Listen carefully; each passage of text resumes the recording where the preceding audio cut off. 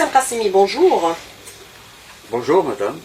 Alors, la résolution du Parlement de l'Union européenne soulève aujourd'hui plusieurs interrogations relatives à son contexte, son opportunité et son domaine de compétence. Serait-elle une résolution de diversion? Serait pour éviter de braquer l'opinion au public international sur le Maroc qui tente aujourd'hui d'occuper le Sahara occidental et qui continue d'exercer ses exactions contre la population sahraoui? Monsieur Qassimi, c'est une manœuvre de diversion?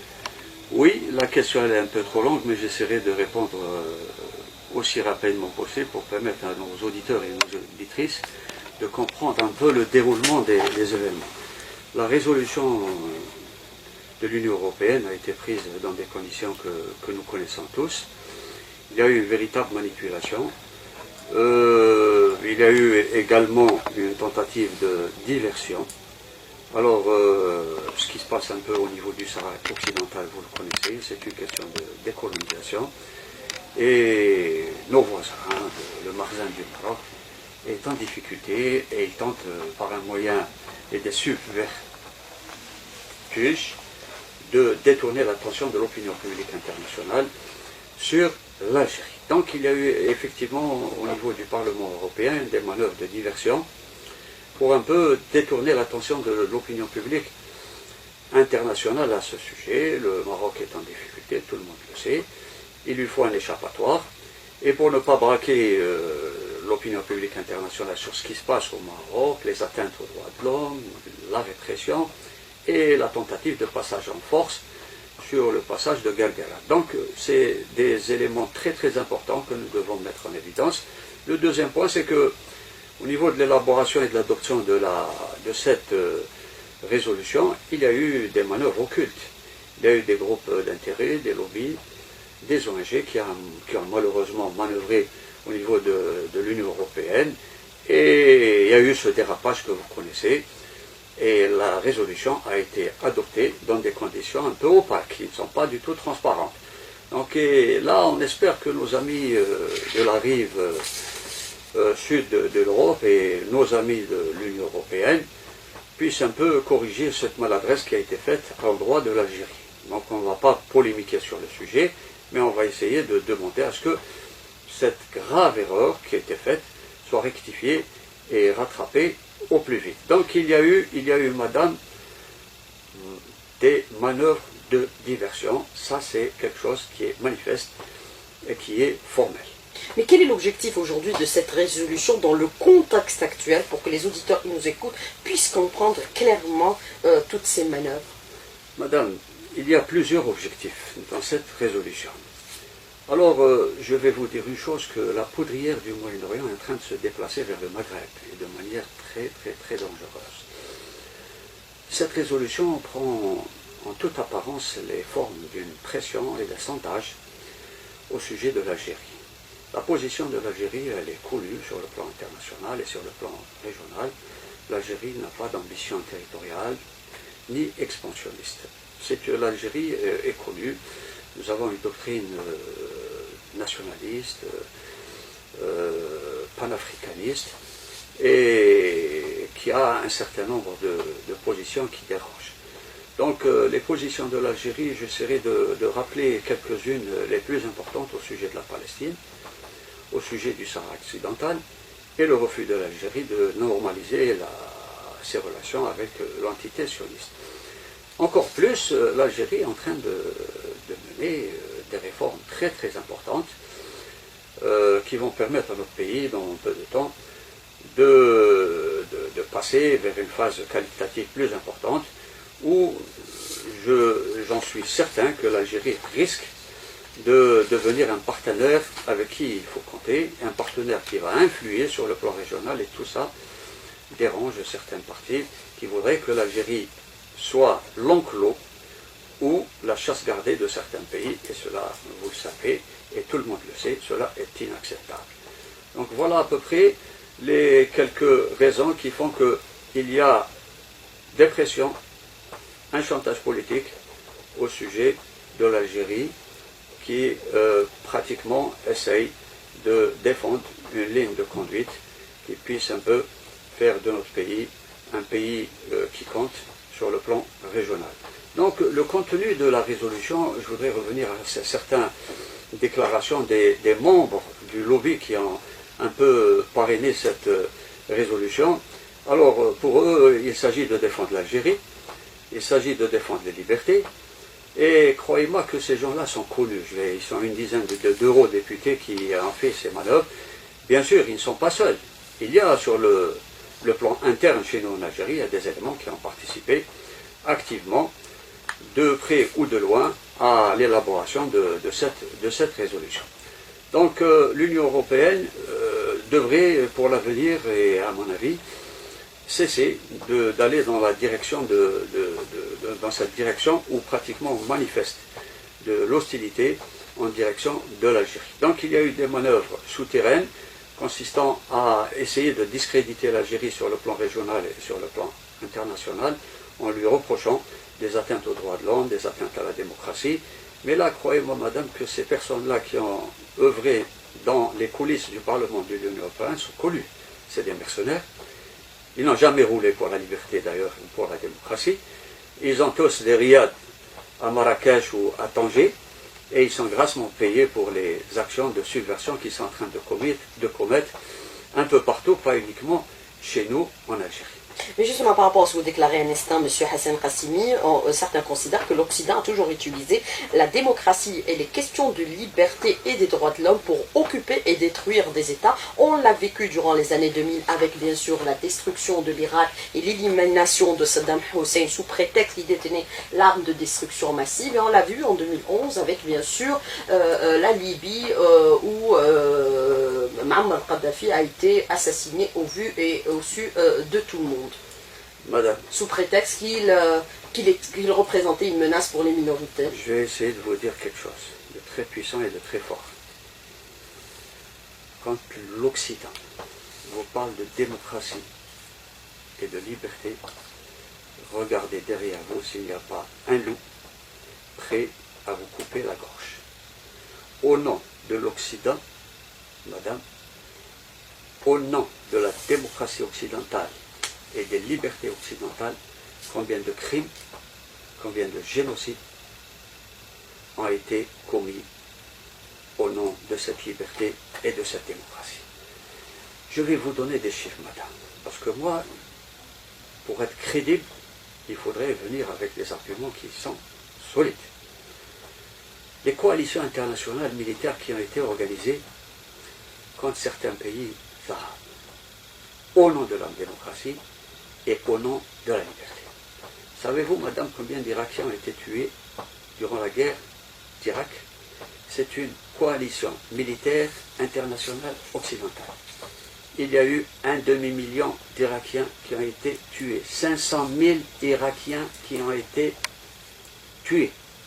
Alors là, je me pose, madame, la question, où sont les bonnes âmes de l'Union européenne pour élaborer et adopter une résolution pour condamner un demi-million de morts causés par la coalition militaire occidentale internationale?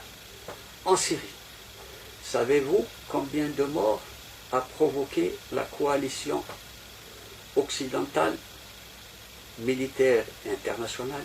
Il y a eu 380 000 morts en Syrie, dont 115 000 enfants dont l'âge est de moins de 17 ans.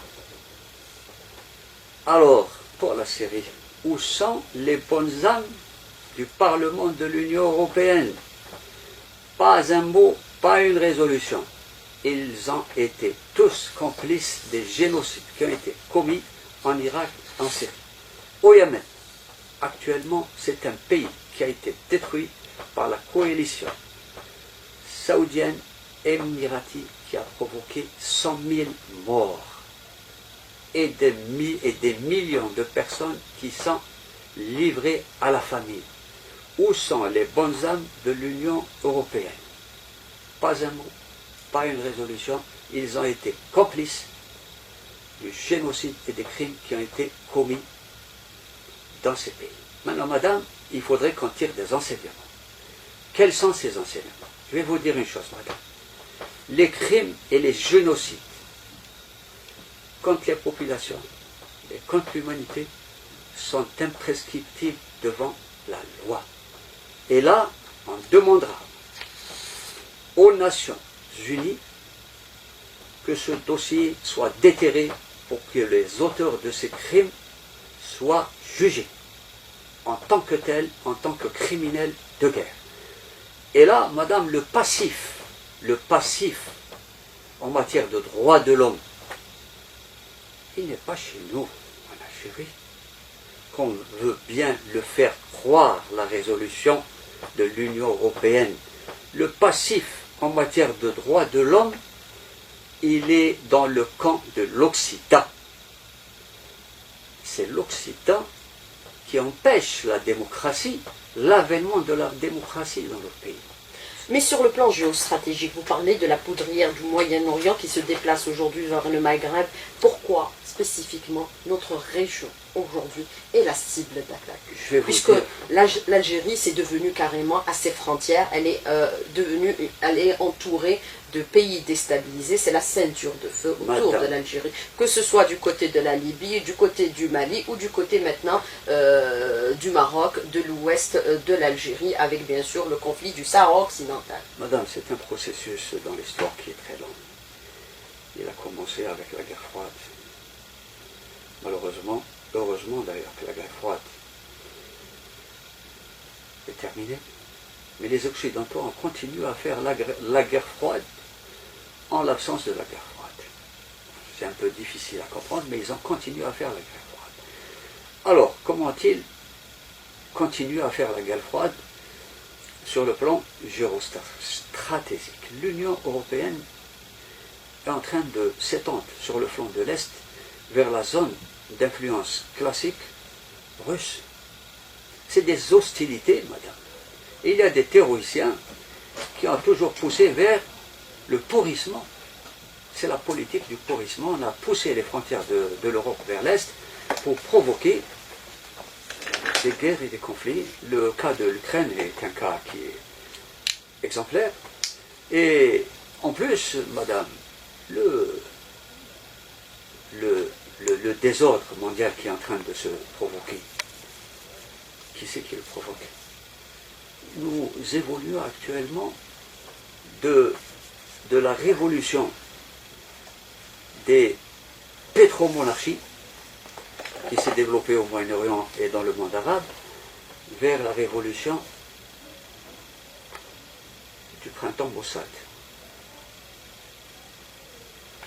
Mossad, pour la simple raison que là où il passe, il vous détruit le pays. Donc nous sommes actuellement, la perversion et la subversion s'étend au Maghreb pour la simple raison que nous sommes en présence d'un processus qui a commencé par une révolution pétromonarchique et qui se développe au Maghreb par une révolution Mossad.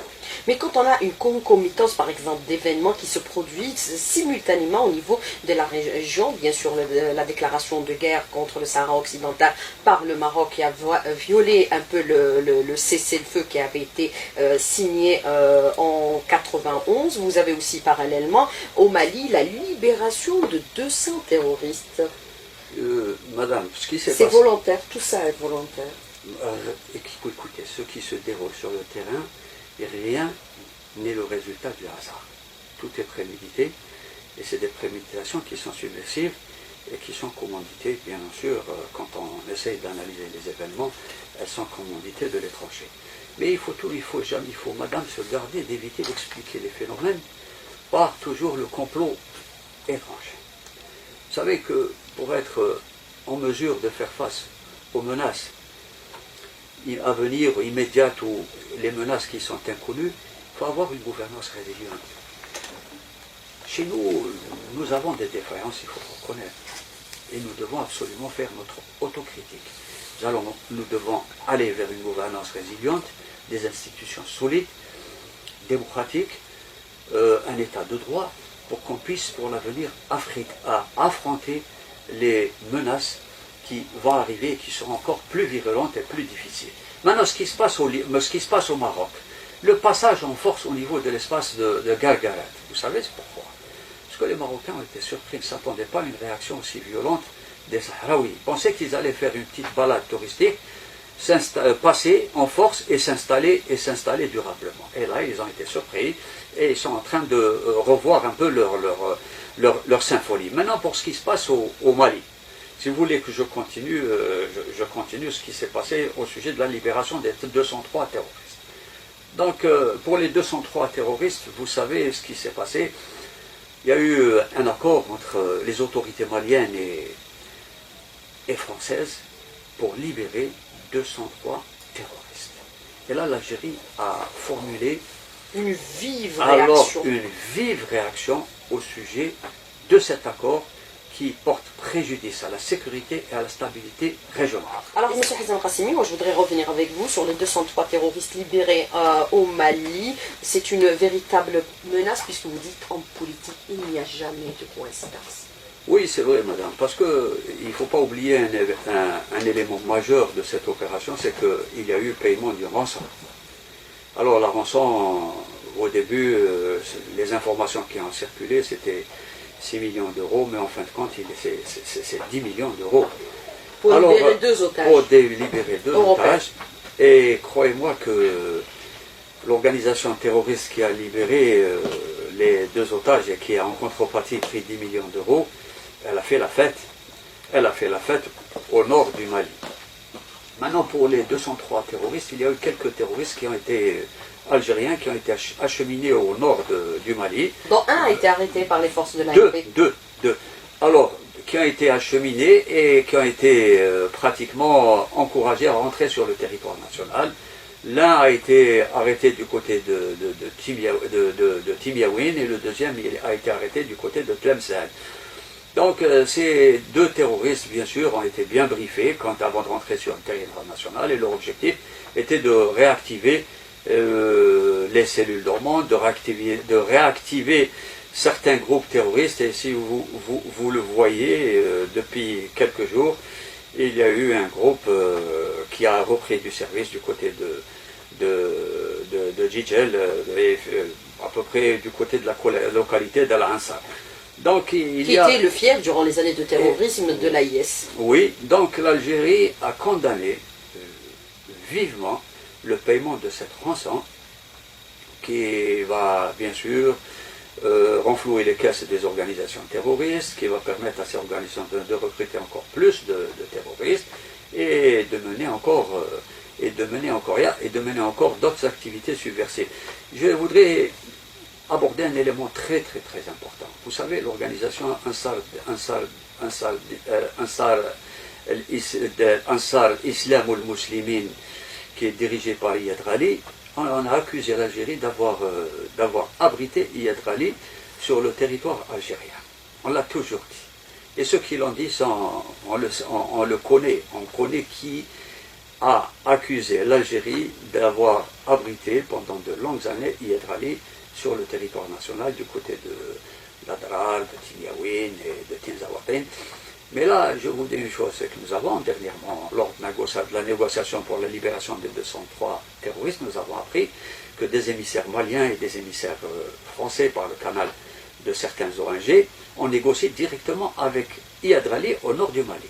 Donc Iyad Ghali n'est pas en Algérie, il est au nord du Mali, et qu'il est en contact avec des ONG occidentales. Et là, on se pose beaucoup de questions. On se dit, en fin de compte, qui c'est qui protège Iyad Ghali? Donc, la subversion, madame, elle est manipulée, elle est financée, elle est organisée, et il y a de gros intérêts derrière qui permettent de contrôler des territoires assez grands dans le Sahel.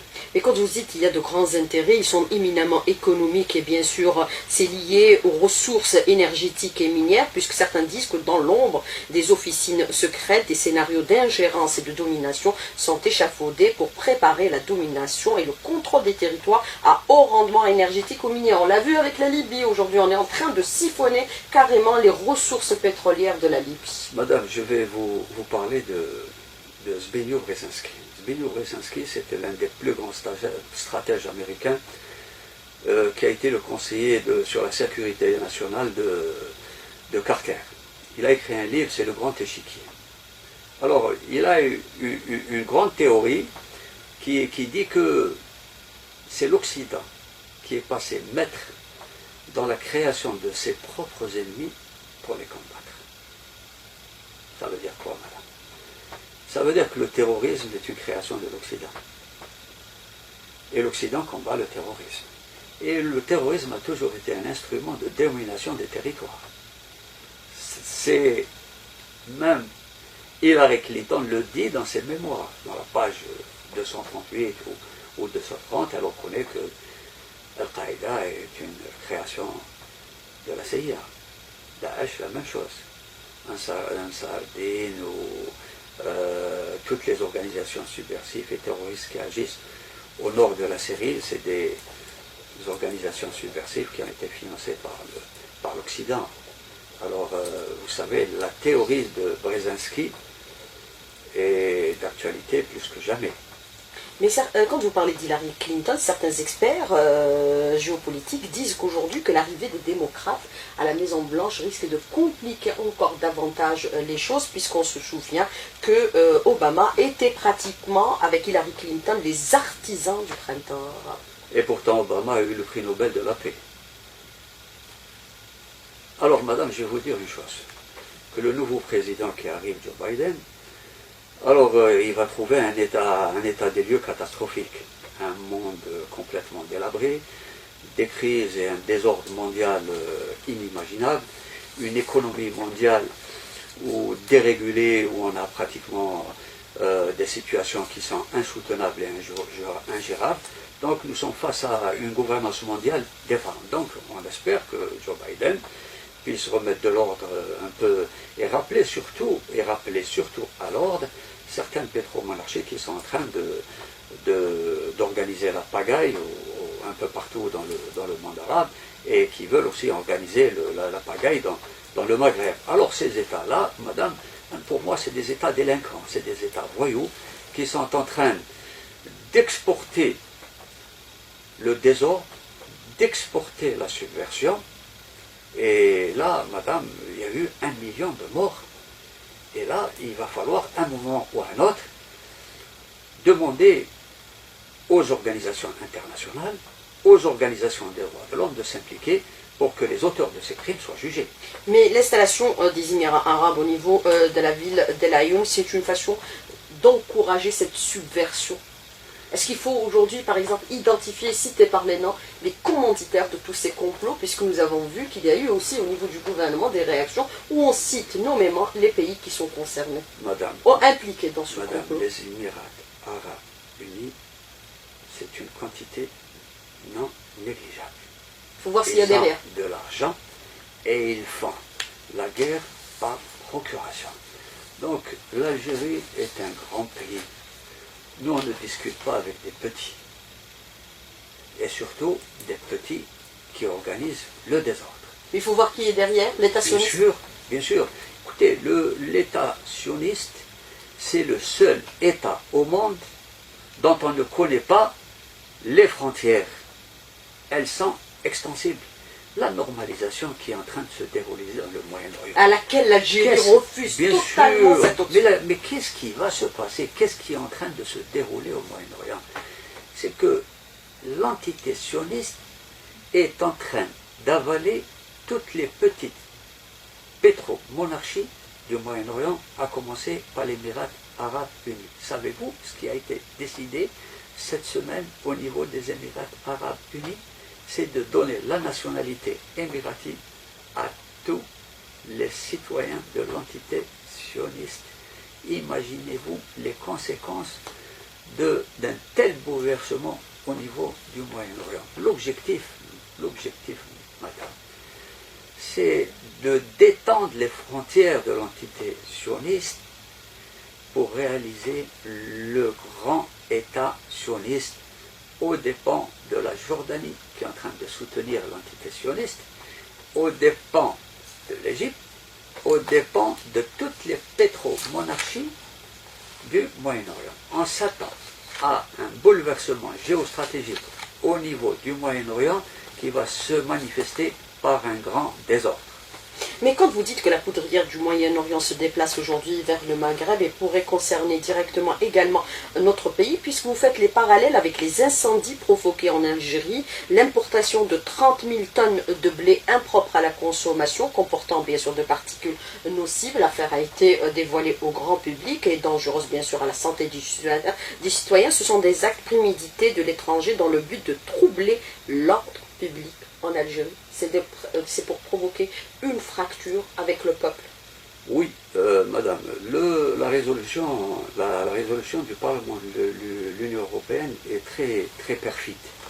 Pourquoi très perfide? Parce que derrière cette résolution, on veut monter pratiquement un conflit entre la population et le gouvernement. Donc les Européens vous disent, l'Union européenne vous dit que nous sommes avec le peuple algérien. Cela sous-entend qu'ils sont contre le gouvernement algérien. C'est clair et c'est net. Deuxièmement, c'est tellement subversif qu'ils veulent créer une fracture entre le peuple et le gouvernement. Pourquoi? Pour essayer de provoquer une dissidence civile de nature à provoquer la chute du pouvoir de l'État algérien. Et là, madame, croyez-moi que le scénario à la soudanaise ne risque pas de se réaliser en Algérie pour la simple raison que le scénario de la soudanais est un scénario qui aboutit à la trahison des idéaux et des intérêts du peuple soudanais. Mais est-ce qu'il faut être extrêmement vigilant, puisque certains disent que l'Algérie est exposée à d'autres complots à grande échelle dans l'avenir immédiat, ce qui nécessite un peu la mobilisation optimale de tous les Algériens dans ce contexte-là, parce que certains, quand on parle de ces questions-là, ils ont tendance à penser qu'il y a tentative de manipulation de l'opinion à des fins d'encouragement peut-être de ce qui se produit. Madame, De tentatives de manipulation. on a prévu la chute de l'État algérien en 1990. Et Sarkozy l'a réitéré en 2011, il a dit écoutez, dans une année ce sera l'Algérie, dans 3 ans l'Iran. Terminé. En 1990, il était programmé à ce que l'État algérien s'effondre. Avec bien sûr le terrorisme. Il était question à ce qu'on installe en Algérie une monarchie théocratique au nom de la démocratie et de la liberté. Vous voyez, il y a de très grandes contradictions dans la démarche occidentale. D'un côté, on nous propose une démocratie et de la liberté, d'un autre côté, on veut nous renvoyer au Moyen-Âge.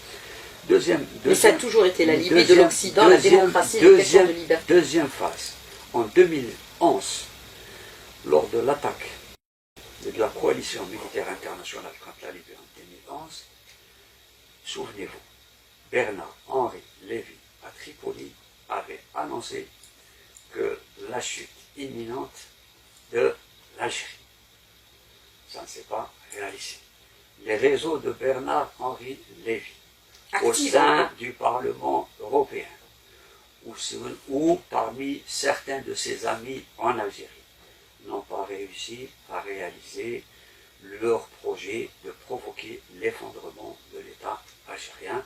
Et croyez-moi, madame, l'État algérien ne va pas s'effondrer pour la simple raison que nous avons derrière nous une histoire que les autres pays n'ont pas. بلاد تاع الشهداء يا مدام 10 ملايين شهيد اللي ماتت depuis 1830.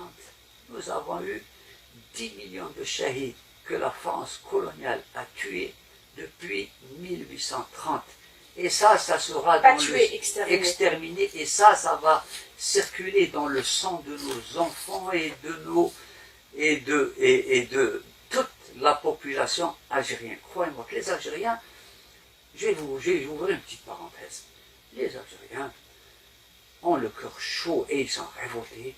Ils voudraient que notre pays soit un pays fort, un pays où les institutions soient résilientes et qu'on puisse prendre en charge rapidement toutes les questions qui ont une relation avec la sécurité de notre pays. Et là, je vais dire un mot. Les services opérationnels de l'armée nationale populaire, aussi bien que ceux de la police, que de la gendarmerie. L'armée qui est la cible de ces attaques, indirectement quand on oui, mais l'armée, c'est la population, c'est le peuple, l'armée. C'est une armée républicaine. C'est une armée populaire. Républicaine. C'est une armée républicaine et populaire. Donc, madame, nous avons des institutions qui sont solides. Il faudrait encore qu'elles soient encore plus résilientes pour l'avenir et qu'on puisse réaliser rapidement nos objectifs pour qu'on puisse sortir de la situation. On pourrait peut-être recevoir dans un avenir immédiat d'autres formes de menaces semblables ou encore plus fortes que celles que nous voyons tout autour de nous. Mais quand vous dites aujourd'hui il faudrait de la résilience, est-ce qu'il faudrait qu'il y ait un débat autour de toutes ces questions, entre tous les Algériens, c'est-à-dire l'âge salle en famille, de telle sorte à régler nos problèmes entre nous, impérativement? Je vais vous dire une chose, le processus est enclenché. Il y a dans notre pays beaucoup de patriotes, beaucoup de patriotes et qui sont en train de travailler dans l'ombre. Il y a beaucoup de militants de l'ombre qui sont en train d'agir pour que l'Algérie soit un pays fort, un pays crédible. Et aussi, nous devons absolument anticiper les événements qui doivent se dérouler dans l'avenir pour qu'on ne puisse pas faire la politique, une politique réactive. Et on ne doit pas attendre à ce que la brique nous tombe sur la tête pour qu'on puisse réagir. Nous devons absolument anticiper les événements pour qu'on puisse dégoupiller toutes les menaces qui puissent arriver ou se préparer pour l'avenir. Renforcer le front interne. Mais bien sûr, le front, c'est une nécessité vitale. Alors, vous avez cette question de l'auditeur qui vous dit le Parlement européen, pour être crédible, doit d'abord balayer devant sa porte et donner l'exemple en soutenant les causes justes et non les causes injustes, puisque le Parlement européen fait aussi l'impasse sur les décisions de la Cour de justice internationale, de la Cour de justice européenne et les résolutions des Nations Unies. Quelle est votre réponse? Ma réponse, elle est dans votre question. C'est que le Parlement européen n'est pas crédible, pour la simple raison que il est en train de faire fausse route. Je vais vous donner un exemple. La décision de la Cour de justice européenne, l'Union européenne refuse de la mettre en œuvre. Alors on nous parle de droit, on nous parle de liberté, et ils sont les premiers à fouler la légalité internationale en refusant de reconnaître leur propre décision de la Cour de justice européenne. Il y a des résolutions des Nations Unies que les Européens refusent de mettre en œuvre au niveau du Conseil de sécurité. Qui c'est qui bloque le processus de paix au Sahara occidental? Qui c'est qui bloque le processus de paix au niveau de la Palestine? C'est les Occidentaux. Donc, madame, il y a quand même de la part des Occidentaux un double langage, et dans ce double langage, il y a des manifestations de domination, de puissance et de domination qui peuvent encore provoquer d'autres troubles et d'autres problèmes dans notre région. Alors vous avez cette question aussi de l'auditeur qui dit « Cessant de parler d'ennemis extérieurs et étrangers, le problème est en nous. » Madame, elle est bouffine. Le mal est en nous, madame. Je vais vous dire pourquoi. Parce que si votre front intérieur a beaucoup de failles, vous savez, vous ne pouvez pas faire face d'abord aux questions, pour faire face aux besoins fondamentaux de la population. Nous devons faire face aux besoins fondamentaux dans l'avenir immédiat. La pandémie du coronavirus, nous devons tirer des enseignements très importants à ce sujet. Nous devons aller vers une autonomie alimentaire au plus vite. Nous devons réaliser les grands projets stratégiques de l'Algérie, le port de Chefchaouen, l'énergie renouvelable, les projets du phosphate à l'est du pays, le plus grand gisement de fer au niveau de Tindouf. C'est des projets structurants, c'est des projets stratégiques pour l'Algérie, et ça dérange, madame. Parce que l'Algérie est en train de s'engager sur une voie où on va réaliser un certain nombre de projets structurants qui vont faire dans notre pays une puissance régionale. Et quand on dit puissance régionale, ça voudrait dire que ce sera un pays qui va influer sur le cours d'événements et qui va réduire le champ des interventions étrangères. Alors, nécessité aussi pour l'Algérie de reconstruire les réseaux et les canaux de communication forts avec le peuple et ses partenaires également. C'est important. Là, je vais parler de la diplomatie, madame. si vous vous souvenez des décennies passées, nous avons fait un peu la politique de la chaise vide. Nous étions absents un peu partout et la voix de l'Algérie était inaudible. Et là, c'est pas normal. Depuis peu de temps, le temps a changé. Il y a véritablement une volonté d'être encore un peu plus offensif sur des questions stratégiques et d'intérêt national. Et là, la population, nous devons absolument avoir l'adhésion de la population pour que le front intérieur soit consolidé, soit solide. Et pour cela, il faudrait aller vers une transparence totale et aller vers des voies qui puissent permettre à la population de participer pleinement à la prise en charge de nos problèmes, parce que les insuffisances ne sont pas uniquement au sommet, mais les insuffisances sont aussi, nous le constatons à la base, et l'esprit de la citoyenneté doit être renforcé, encouragé. Croyez-moi que la démocratie, ce n'est pas un produit qui s'exporte comme nous le propose